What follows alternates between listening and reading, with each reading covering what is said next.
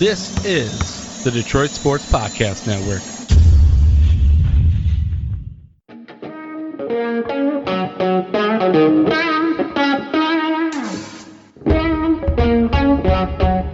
The biggest icon in podcasting.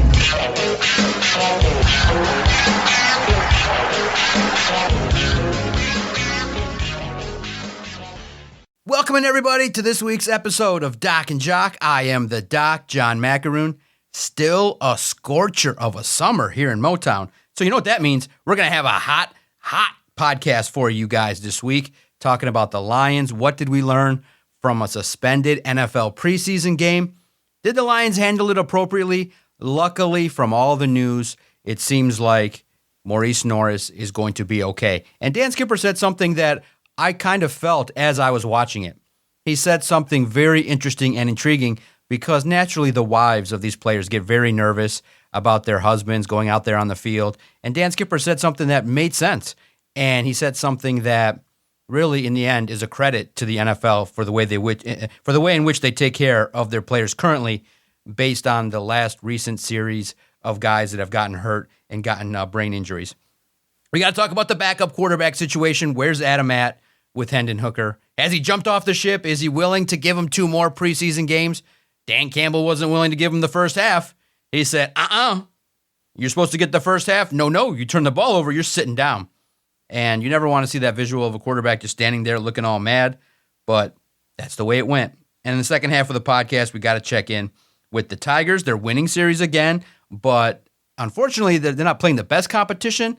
And really, when you look at the splits, when the Detroit Tigers face good opponents, their record this year has been sub 500. So we'll talk about levels of concern regarding the Detroit Tigers. At least they're winning series.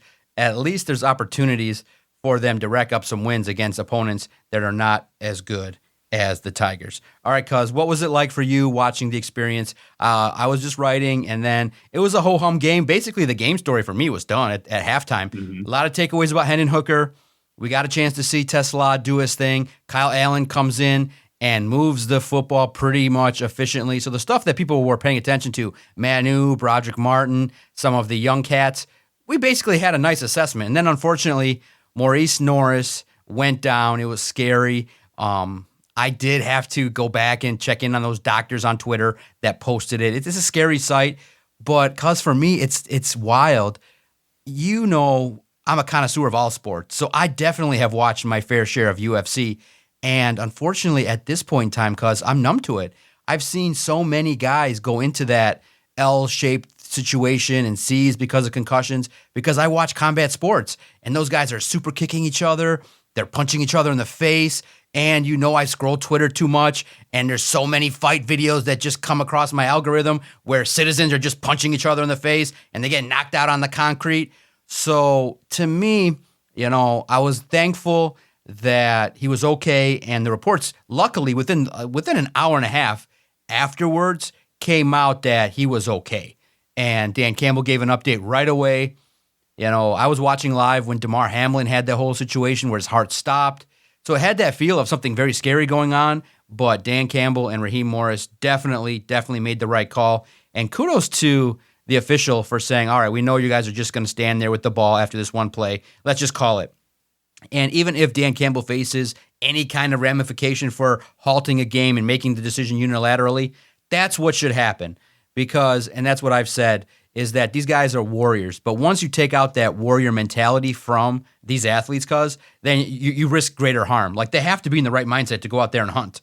And when they see when they see somebody down on the ground seizing, and that puts them back into human mode. They've taken away their Superman persona. They're back to Clark Kent, and Clark Kents don't tackle. But Grant Stewart does. I'll tell you about what he told me yesterday, which was crazy. It was awesome. I definitely will not assume anymore when I ask questions, because I asked one of the Lions, I said, how do you turn that off? Like, you're a linebacker, your job is to hurt people. He's like, what do you mean turn it off? And so he gave a great answer. And these guys just more and more are warriors. But what was it like for you watching that, seeing another player go down and having a preseason game halted? I just thought that football was not on anyone's concern in the fourth quarter. It didn't mean nothing. The health of the player clearly was the most important thing at that time. Yeah. So when it happened, it was on the broadcast. It was kind of a shit shot of what took place. You almost had to stop and rewind to go back and see what actually took place, or go online and find somebody who slowed it down so you could see what took place. And that was really how I took that moment in. And then obviously you have all the collateral damage after. And look, I was nervous. And this is the thing. You and I joke, and we call him Morris Norris, and his name is Maurice. Put some respect on it.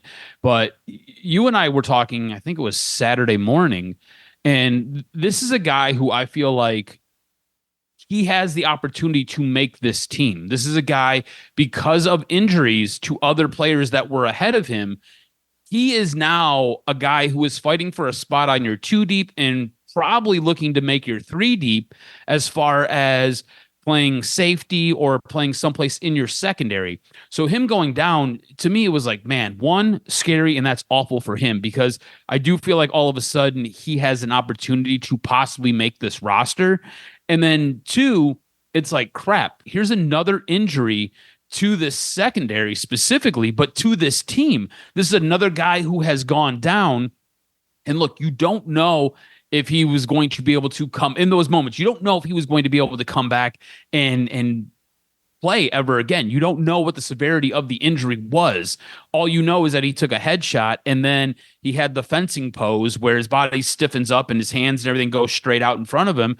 And obviously, kudos to that Atlanta medical staff and to the trainers on both sides that were able to get out there, get him stabilized, and get him rushed off to the hospital. But initially, my thoughts were, this is horrible for him, and this is bad for this team because, again, more injuries. On the flip side of that, I do want to kind of touch a little bit on what you said about the coaching staffs on both sides for both Detroit and Atlanta. I find it nuts that there's a directive from above that these guys are to continue play. Good on both these coaching staffs to be like, yeah, we'll circumvent this. We'll run a play and we'll just let the clock run out because this is stupid. This is very similar to, like you said, the DeMar Hamlin situation where a guy goes down, everybody's nervous and everybody is now concerned about the player. They're not concerned about what's going on. And look, this is I don't want to say this in a harsh tone, but this is, in the grand scheme of things, a meaningless preseason game. This when you look at the record book, this doesn't mean shit. That fourth quarter doesn't mean anything.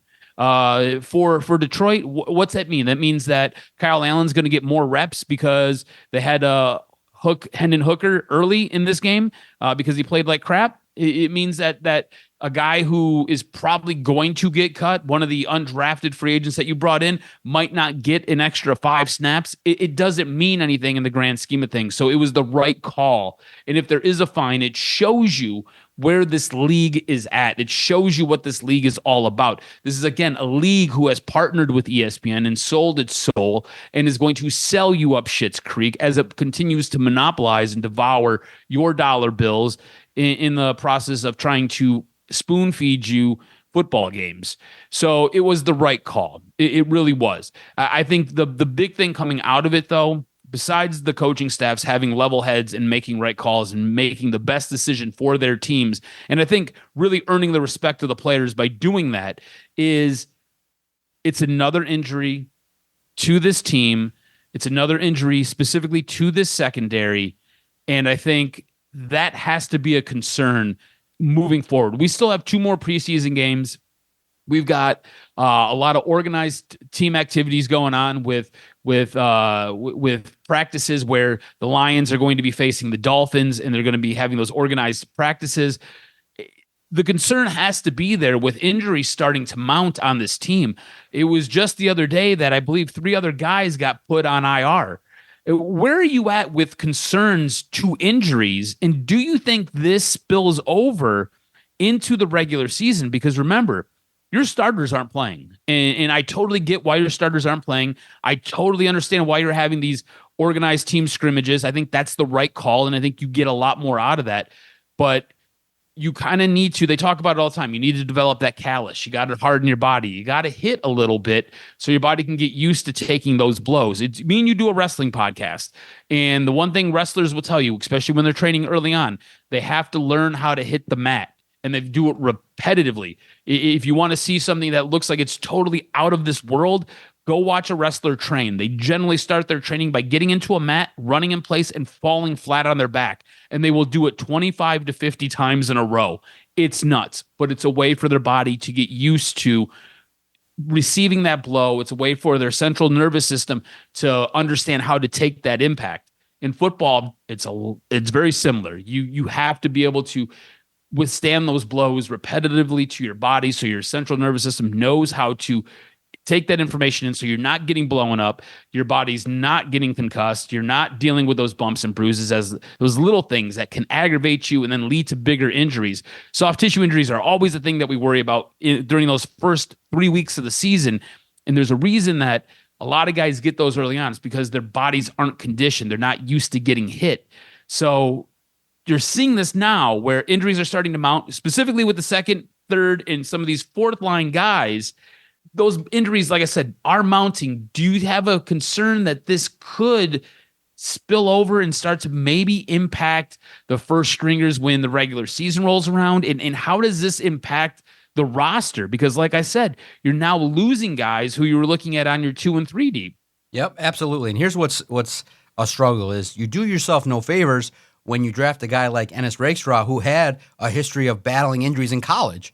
It gets tougher at the National Football League level. And unfortunately, Dan Campbell is not shying away from tough practices. It's the identity of the team. Players love it because they're playing football, they're being physical, and it helps them because the games are not even anywhere near close as the physicality of practice at the Lions. So they feel like they're actually ahead of the curve. And it is like you said, taking wrestling bumps where they're working so hard in practice that by the time the game gets there, they've practiced harder during the week than they'll ever see in the game. And Giovanni Manu said that it helps them feel like the game is slowing down. Different angles and different things are done because opponents don't exactly know what you're doing, so it's a different vibe. And look, that's unfortunately that's the mantra. It's gritty, it's tough. The coach is a former player who is still telling a 270-pound tight end to move a 330-pound defensive tackle. And the tight end's like, Dan, it's going to be hard. There's certain disadvantages I have. And Dan's mission and Dan's message to Laporta is, move them. I don't care. I don't care what the size is. Figure it out. Move them. That's your mission. And Laporta's laughing like, it's kind of tough. They're strong too. But that's the mission. And that's how you get winning football. That's how you win 15 games when you lose half your best talent. So I don't think that you can sell this to the fan base to have the country club. I think that Wayne Fontes got a bad reputation for running a country club, and the play out on the field started to dictate that. So here's the thing. Dan Skipper did say, because his family was concerned and he was sitting here in the locker room getting treatment, and he said, look, there's no better place to get hurt if something happens than an NFL field. He's like, we get the best treatment, the fastest care, and he's like, it's even better than a level 1 trauma center. He's like, I would truly believe that an NFL field with all the equipment, with all the instant availability and the wherewithal of all the medical staff, he's like, there's no better place if something's going to happen than an NFL field. And so it gives you solace that there's more respect given to the players on the field. Listen, when you have someone nearly die, they don't want that to happen. They don't want a player's life to end because of football right there on the field in front of everybody. That would definitely change the landscape of the sport, and we've had people have near-death experiences and come back from it. For the Lions, I just think that you got to handle it. You got to find ways, and I think the only thing they can do is don't target free agents that are coming off of significant injuries.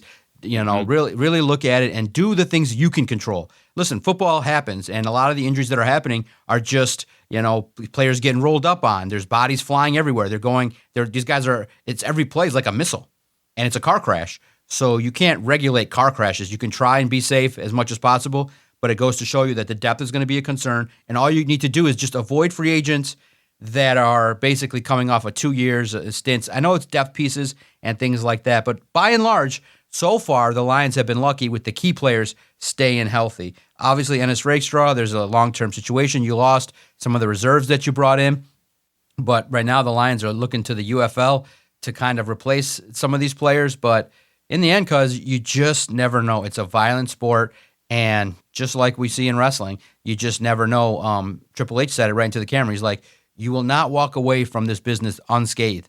Something's going to happen to you when he's talking to Rhea Ripley. He's like, it's just, they don't even, like, it doesn't even phase him. And similarly in football, guy goes down, Ennis Rakestraw goes down, is writhing in pain in the shoulder. 1, 2, 3, 4, next rep's in the air.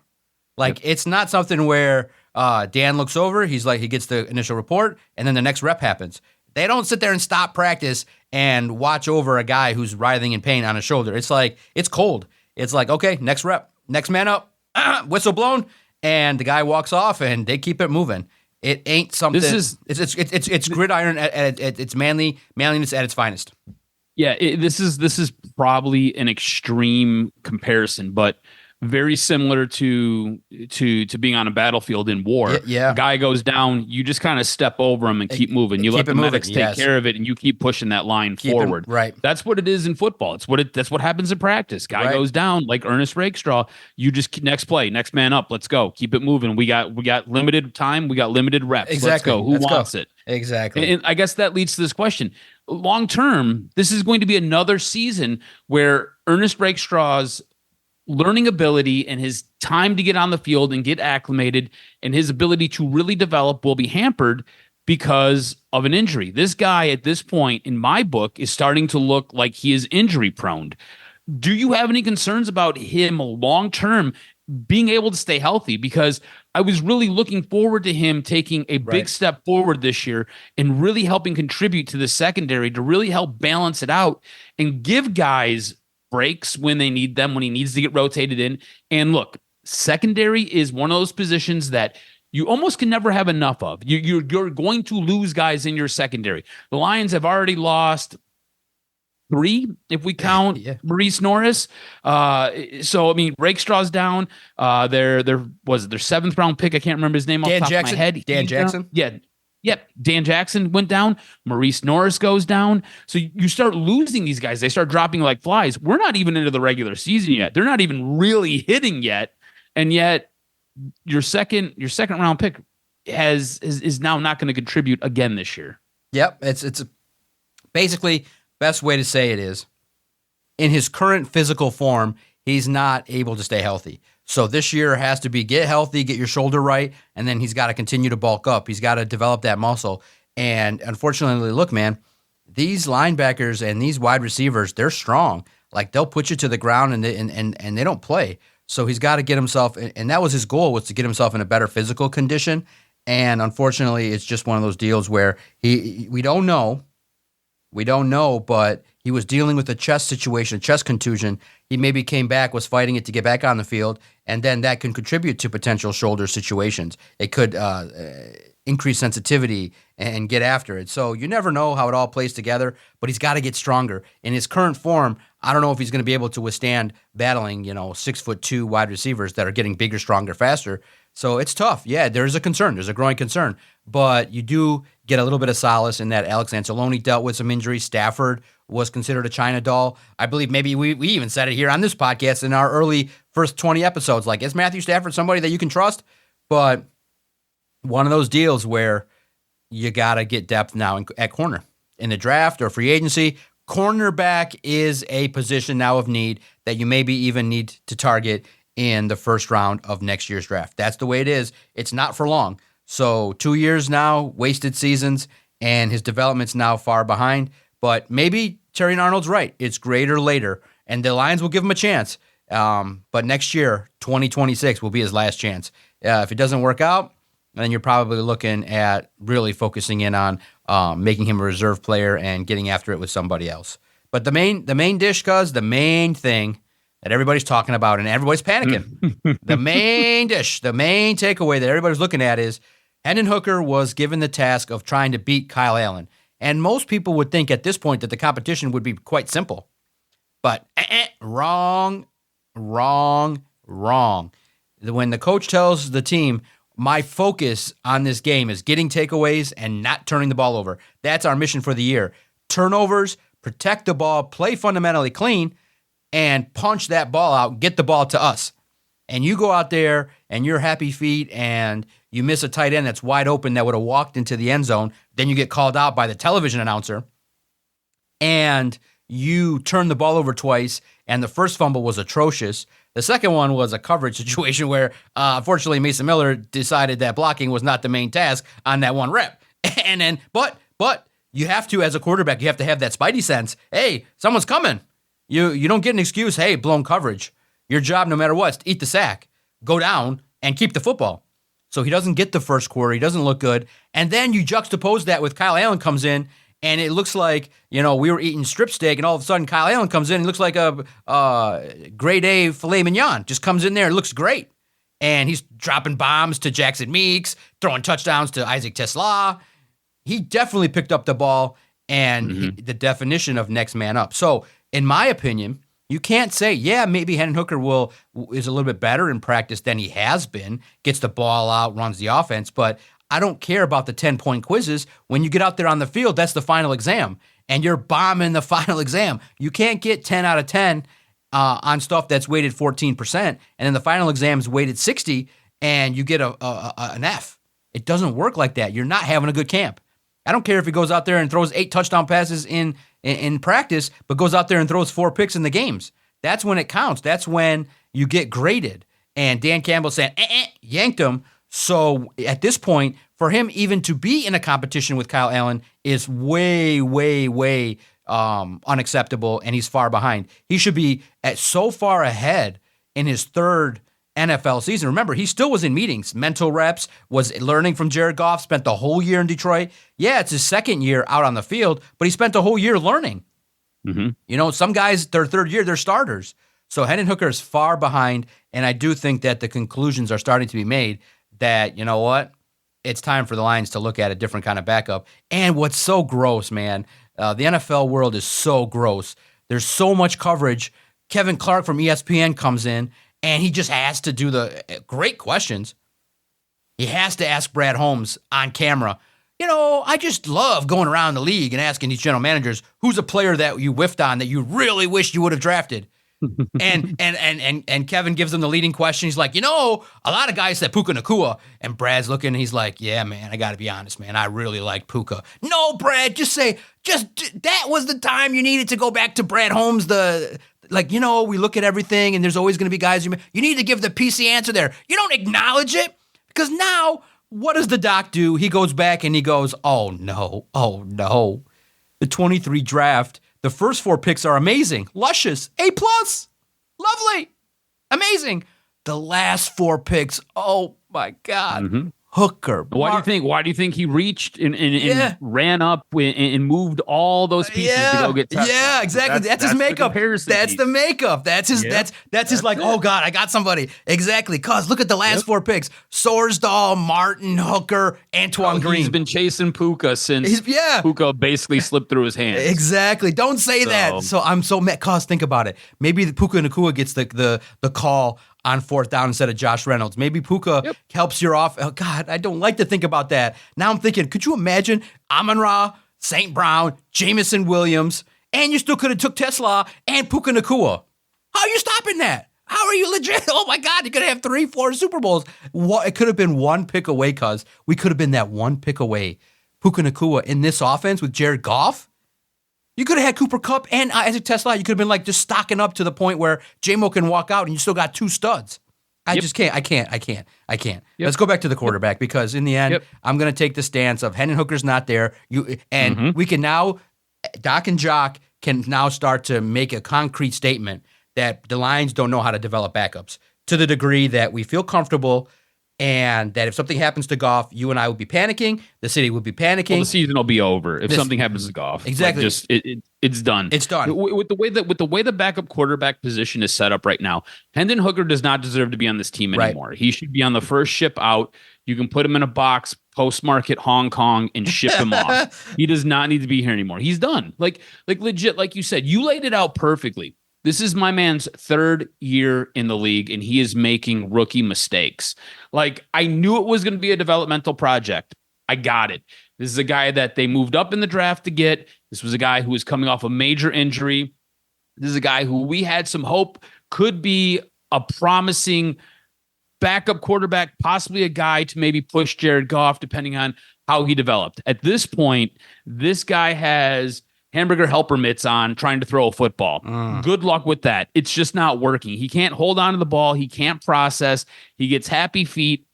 He tries to move up in the pocket and he loses the ball. He doesn't make the right reads. He doesn't have that anticipation when the pocket is collapsing. He doesn't have that anticipation of when to throw the football. He had a very simple offense that he ran in college.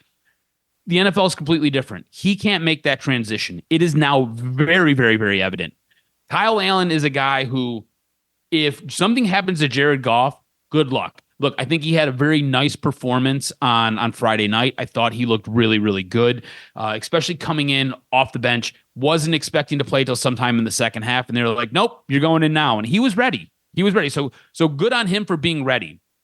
Kyle Allen as your number 2 does not make me feel comfortable. Kyle Allen as your backup quarterback does not make me feel warm and fuzzy inside.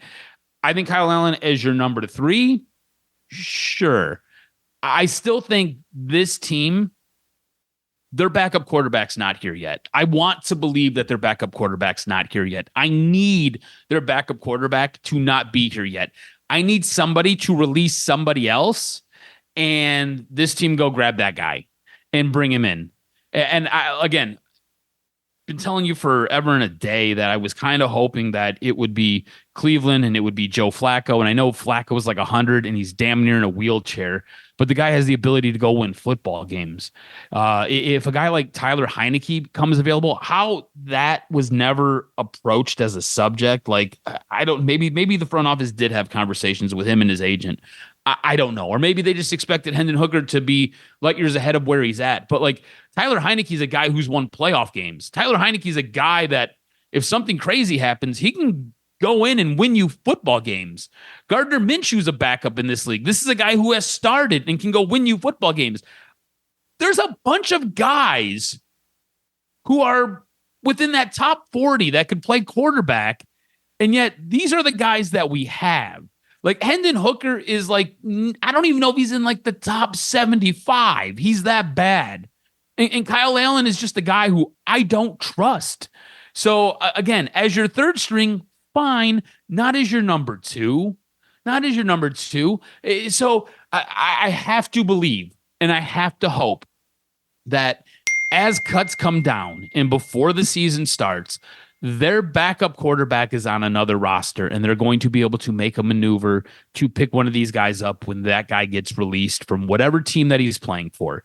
And look, I threw out a couple of names, and I don't think at this rate, I don't know if any of those names are going to come available.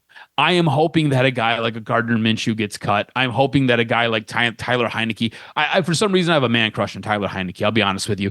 I hope he gets cut and the Lions can go pick him up. Joe Flacco was the guy who early on I was looking at, especially with them having as many quarterbacks as they have. I don't know if they can get rid of Deshaun Watson. So my thought was they'd have to keep him. Shedeur Sanders looked good. The big talk coming out of their preseason game was there might be some competition there. Numbnuts from Oregon doesn't look like he's going to make the team. So I don't know how many quarterbacks they want to hang on to. And I don't think Joe Flacco is going to want to be your third string quarterback, and if Shedeur Sanders is going to push to be that number 2 and possibly be that starter, which I say that with a chuckle, because there's a lot more that we still need to see. I don't know if they're going to have the ability to get the guy, but I have to believe and I have to have faith that their backup quarterback is not on this roster. And it to me, it shows a bit of malpractice on Brad Holmes. Here's the thing. You go across the league, and there might be one, maybe 2 teams where if your starting quarterback dies, you got a guy you can plug in and you're going to go and you're going to continue. The bar is going to stay the same. It's not like it's going to get elevated, but it's going to stay the same. It's not very many teams across the league where if the starting quarterback has a horrific injury where he's out for the year, that you expect to win that same number of games.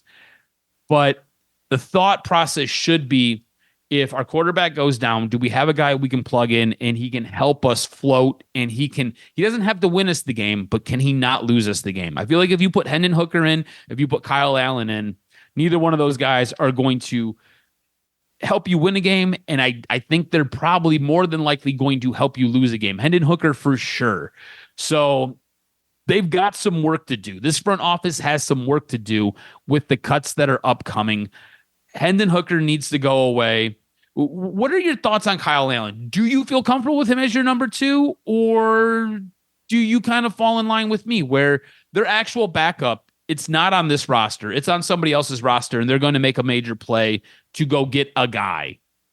Yeah, no, it's Malik Willis helped the Packers win a couple games that's last year. That's a perfect example. That's what a guy maybe like Trey Lance, who looked good when he played the Lions in the Hall of Fame game. I don't like Trey Lance. I don't think he's a very good quarterback, but he looked good. Just somebody that nobody's expecting someone to carry somebody, but it did happen. Tom Brady was a 6th-round pick, and the Patriots had a $100 million quarterback. He was the golden goose. That's the one time it could happen. So it's not out of the realm of possibility, but it's a long shot. But somebody that, and look what's happening. The Commanders have, I think, Mariota. You have guys like Sam Howell. You have guys that have had some playing experience. So there's degrees to this. There's levels to this, So in the end, it's like a podcaster. If something were to happen and Adam and I just couldn't do it, we wouldn't go to some guy that never did it, that did 3 shows. We'd say, hey, guys that have invited us, they're on YouTube and doing shows. Hey, could you just record something for 30 minutes? And you'd say, okay, you'd feel comfortable that it would sound okay. We wouldn't go to, our friends and say, hey, just turn on the microphone and throw something up for us. We'd want something of value, and we wouldn't have them do it forever. But the idea is you just want somebody that has some experience that you could say, all right, for a week or 2, if we just need you, if golf rolls an ankle and he just needs a week off, or something happens and he's out and there's a brain situation. It's a violent sport. You just need somebody that has a little bit more experience. Kyle Allen has the experience, and maybe with the first team talent, you could be okay with it. But in the end, you want more security. And so it's you always get what you pay for, and you and I know the insurance game. We know the racket. It's give us the money, and when it's time for you to collect it, it's time to fill out 50,000 pieces of paper. But the better insurance you got, the more chance you have of having your shit covered. You know what I mean? If you're trying to roll out with the general car insurance, when it gets dinged up, they'll be like, all right, your deductible is $9,000. And you're like, but the repair is $4,000. All right, come out your pocket.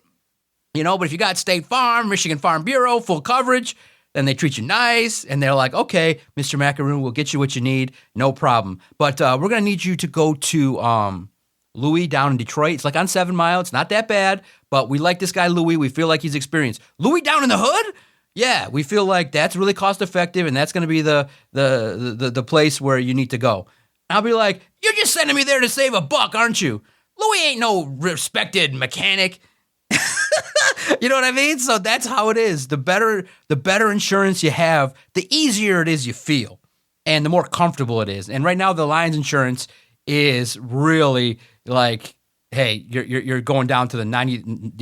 You're calling a guy that knows a guy that knows a guy that has a cousin, and you're paying $25 a month. You're like, the $25 a month insurance is not going to get you covered. I called the insurance after the accident, and there was a dial tone, and somebody from India answered. And they didn't say it was insurance. They said it was, give me your Social Security for for a lotto win. Are you sure this is real insurance? So you got to pay. You just got to pay. And unfortunately, the Lions are doing the general kind of insurance, and I'm more of like, hey, can you just give us a little bit like Allstate? The guy with the voice, you're in good hands with Allstate. That's the kind of stuff we're looking for. We ain't in good hands at the moment. And so, like a good neighbor, State Farm is there. But right now, the Lions are not doing the thing that's making anybody comfortable, and everybody's up in arms. But I do get the idea that, most people believe that the biggest chance to win a championship is with Jared Goff. But a backup can help you patchwork it for a couple games if need be. And right now, Hendon Hooker, Kyle Allen have not established any connection. Who's the guy though? We can't be wishy-washy. If there's one guy that you would get, I don't know if it would be, I'm hoping it's Flacco. I'm hoping that they cut him. I'm hoping he wants opportunities. A lot of people are messaging some weird names too. I was like, no, the former Jets quarterback that bombed out, Zach Wilson. I said, no, do not come in here with Zach Wilson. Somebody with experience that can do some things. That's probably most likely, I got to say the name, and don't laugh me off the air. Okay. I don't like it. I don't love it. I can't support it, but it makes sense. Carson Wentz, would you do it? He's prototypical. He's got wins. He's white. He's somebody that I think could talk to the media and be nice and not ruffle any feather. I hate the name, but it keeps coming across my timeline. And I'm like, okay, guys, Carson Wentz. He's had experience. I feel like for a couple games, it would be something where in the regular season, great. He'd come in, win you a couple games, and if you needed him in the postseason, he'd throw 6 interceptions. But I think for the purpose at hand, I would feel a little bit more comfortable. He's the best of the rest. He's better than the 2 that you got. But we're so desperate because I'd take that than anything that you got right now. Am I wrong? I don't think you're wrong because I think he's better than anything you got right now. Yep. The guy that I would want would be, like I said, Tyler Heineke. Yeah. I don't think he's going to become available. And if it's not Tyler Heineke, it's Joe Flacco, who's like 47 at this point. And it feels like he needs a Viagra just to stay up straight. You know what I'm saying? So I just feel like Carson Wentz, it's more an attitude with that guy. It's more a personality quirk. And I don't know if he would fit in this locker room. Maybe he does. And wasn't Jared Goff and Carson Wentz in the same draft class? Didn't they go 1 and 2? I think I'd have to go back and look, but I'm not mad about it. I just don't know if he fits the locker room. I would say this: if they did get him, if they made a run at him and were able to pull him in, cool. I would feel better about him being your starting quarterback than Kyle Allen and Hendon Hooker. I still feel like there are better options out there, obviously, that they could possibly get if those guys become available. Yeah, your suspicions are correct. He was the 2016 first-round pick, number 2 overall to the Eagles. And he had a 67, 5-year career there, then bounced around now with the Colts and the Commanders, the Rams, and the Chiefs. So we'll see what it looks like moving forward. But, guys, Brad Holmes has blown out 2 backups before. But right now, Kyle Allen's looking like a guy that has the job. And there's a long way to go for Hendon Hooker, and that's not where it needs to be. That's just unfortunate. It speaks to the development, speaks to the fact you traded up for and invested a 3rd-round pick in Hendon Hooker. Like, you got to be able to. You can't be trading up for Broderick Martin, trading up for Isaac Tesla, and it not work out. Like, Tesla, so far, the returns are good. Everybody's happy. Broderick Martin, not so much. Using a 3rd-round pick on Hendon Hooker when you could have had Puka Nacua? Oh, my God. It's not good. That's 3 developmental players. You got Manu as well.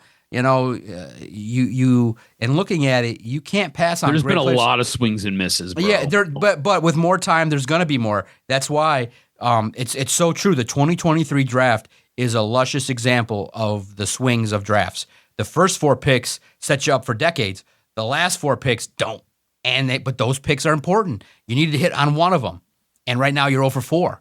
0 for 4 is not good. Hooker, Martin, Sorsdahl, and Green. Green's not here. So you got to keep it moving. It's starting to look like that in 24, too. The 24 draft, you're not getting anything out of Aki. So it's looking like, okay, you can hit on the talent higher up, but it's a delicate balance when you go lower in the draft. So, and the more years you're here, the more we're going to start to see the impact of whiffing on a Levi Onwuzurike, not getting anything out of Jamar Jefferson and Chase Lucas. Those picks can be something if you hit. And you just need one. I just think you need like 2 or 3 more hits, and you could have been even closer to where you need to be. This is going to be a big year. And let's just not hope the backup's going to be needed, because if it is, the Detroit Lions are going to be in trouble. Speaking of a team that's kind of up and down, doing some weird things, and really relying upon budget insurance. Not even budget insurance. They're just going with, hey, Cousin Ralph, can you just put our name down that we got insurance? 42-year-old pitchers, guys that are not even on the roster yet officially because, they're on the team, but they're hurt. Paul Sewald, you're like, well, the Guardians didn't want him anymore because he was hurt, but we'll take him as a flyer and see if we get anything out of him in September. I mean, that's not what we were looking for at the deadline. We're going to take a guy that was hurt from our rival, and they just said, see you later, alligator, and they gave him to you, and we're going to just chance it. That's a roulette. That's some hefty balls there to try that as the way to go when you could have had David Bednar, you could have had Eugenio Suarez, you could have took some swings and given us confidence. But, a series loss to the Phillies was eye-opening. A series loss to the Twins was eye-opening. But they've come back. They've had opportunities now to win. You're playing the White Sox and the Angels, and those teams are horrible. So those are confidence boosters. But I don't look at that and go, wow, the Tigers are great against the bums of the Major League Baseball. They've established themselves as being good. I want to know, okay, against the Phillies, how do you look? You don't look as good. They have an outfield that's better than you. They have a closer that you could have had.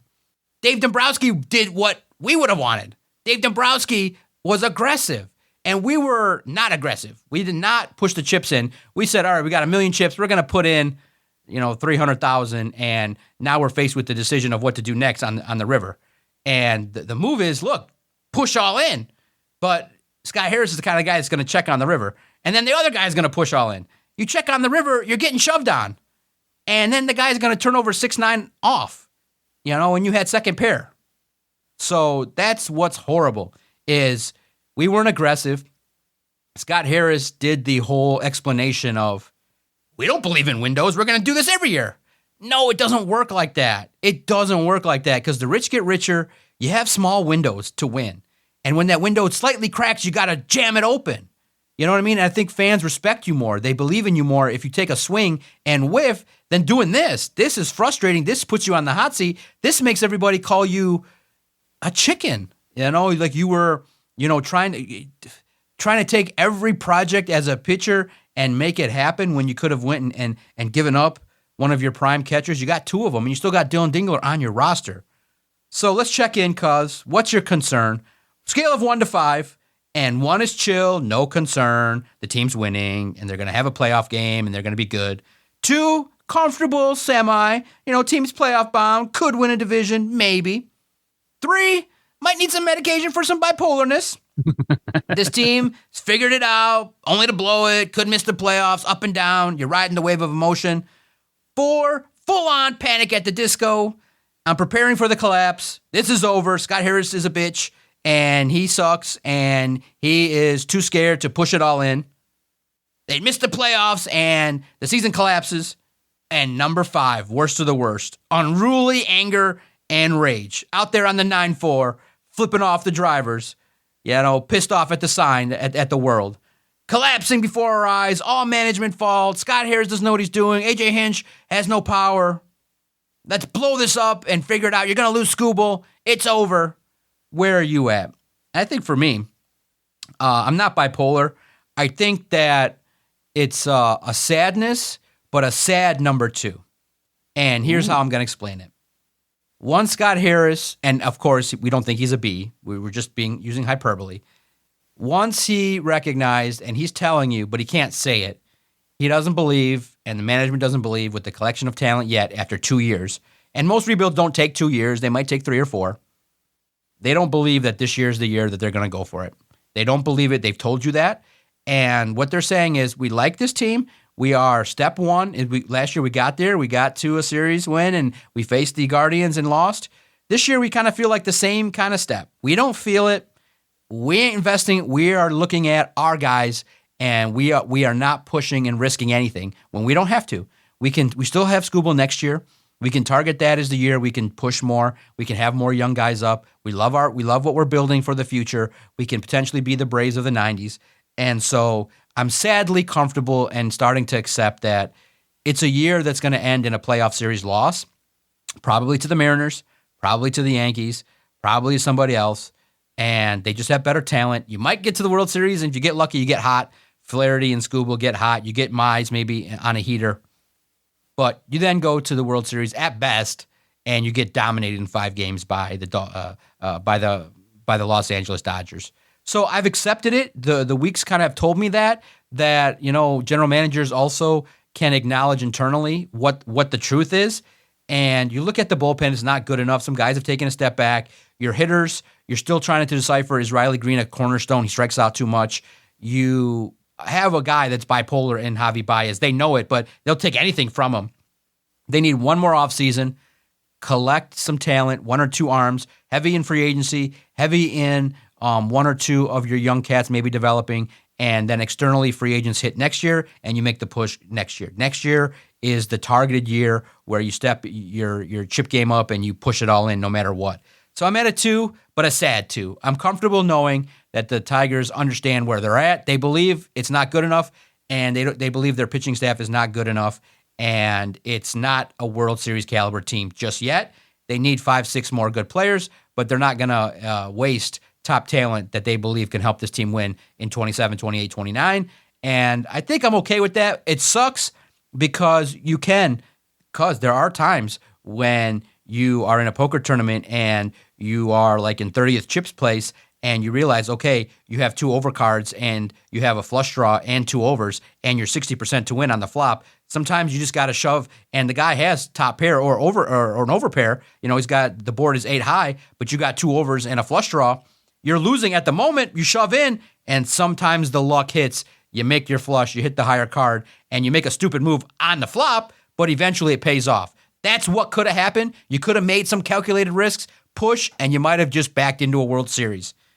These guys aren't willing to do that. They're more analytical. They're more, laid back with it. So I'm at a 2. Where are you at with it? So this isn't going to surprise you. 5! No, I'm the bipolar one. It was going to be 2. There was a chance for 2 of 5 of these for me. I'm either bipolar, I'm unruly and angry. I'm bipolar, man.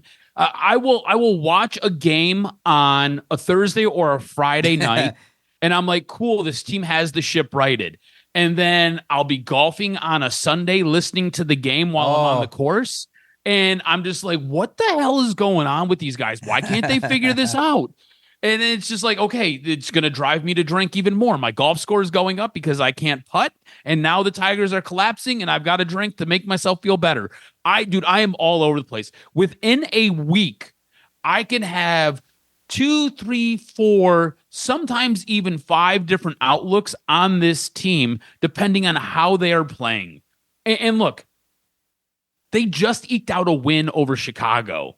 Chicago's like the worst team in all of Major League Baseball.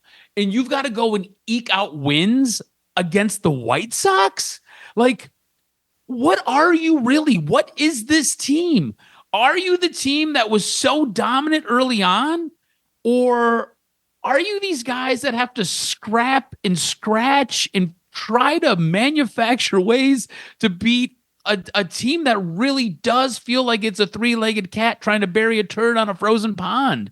Like the White Sox do feel like they are a bunch of AAA players out there manning the baseball field.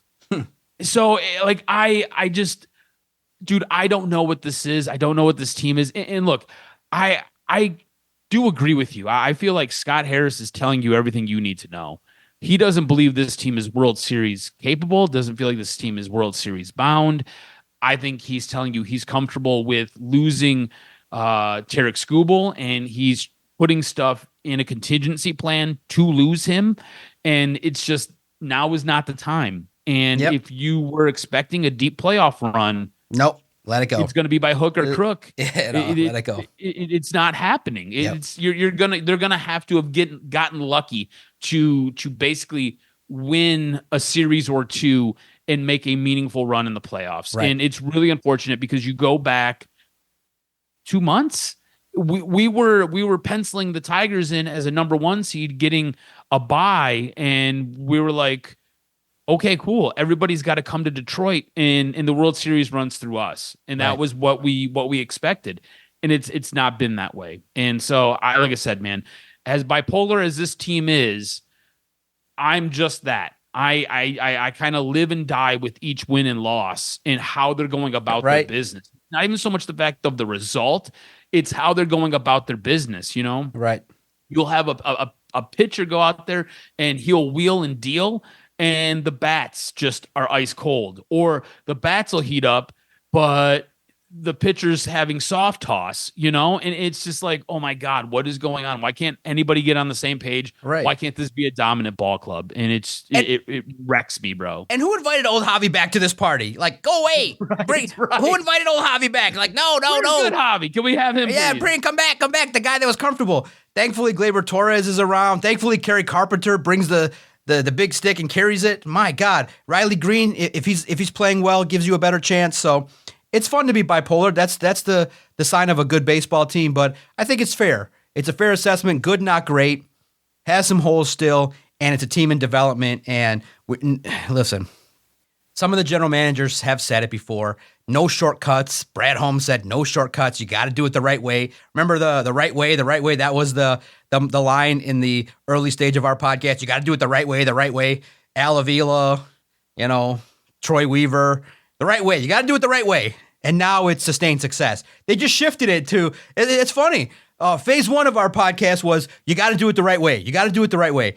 And then phase 2, they're like, okay, Detroit hates that phrase, so let's go with we want to build a sustained winner. We got it. But at some point, and for us, I'm willing to not go to 3-4 or causes. Listen, cuz you're in denial. I'm a professional. You really are 5 and 6, but you're such a nice guy that you're trying to be at a 3, but you're at a 5. Listen, man, stop lying to yourself.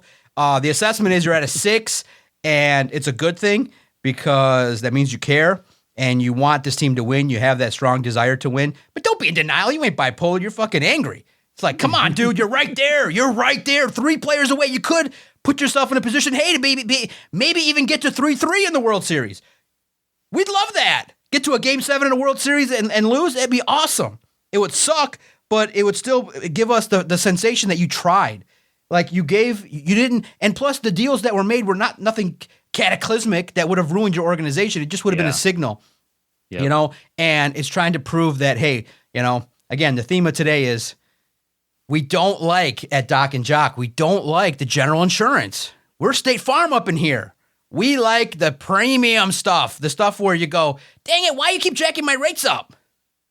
Jake from State Farm, the guy that we like the insurance where the spokesman's really cool. Where you feel comfortable and the guy's got a deep voice and you feel like, okay, if there's a hurricane and it's 10 feet high, somebody's going to give me a check and not have to make me do a freaking deposition to get it.